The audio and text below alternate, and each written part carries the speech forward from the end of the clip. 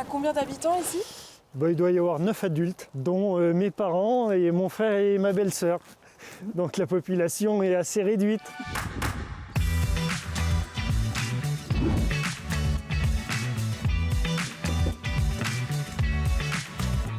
Salut Brut, bienvenue au gîte des Beauchênes, tu rentres visiter? Allez.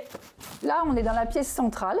Donc on a le salon d'un côté et on a gardé la cheminée typique comme elle était, avec les briquettes, les pierres apparentes et aussi les poutres de la région. On a de la chance parce qu'on habite en Creuse et en Creuse on a beaucoup d'espace. On a un grand jardin, une belle terrasse. Les personnes qui arrivent en famille le vendredi ou le samedi, donc je leur fais visiter le gîte.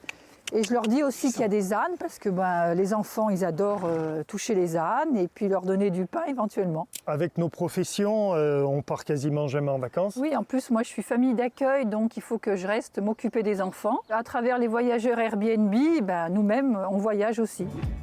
Mes arrière-grands-parents étaient déjà dans le village et tout petit, il y avait une famille qui habitait ici. C'était des personnes âgées qui étaient adorables, Lucienne et Marcel. Malheureusement, quand ils sont partis, il y avait personne pour reprendre la maison. Leurs filles, à ces gens-là, sont venus nous voir et ils nous ont proposé d'acquérir la maison. Et pour nous, c'était un coup de cœur. On adorait la famille et du coup, on adorait aussi cette petite maison. Là, c'est la maison quand on l'a achetée, bien embroussaillée parce qu'elle n'avait pas été habitée depuis plusieurs années.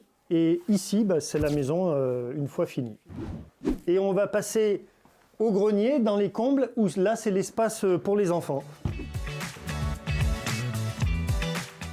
Viens, petit, viens! Viens vite!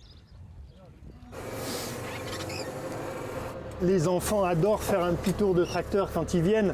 Il y en a beaucoup, ils ont vu des tracteurs à la télé, mais ils ne sont jamais montés dedans. Et de faire un tour, pour eux, c'est du bonheur. Et puis c'est du bonheur pour moi aussi parce que je me rappelle quand j'étais petit, j'adorais ça. Et donc voilà, on transmet la passion.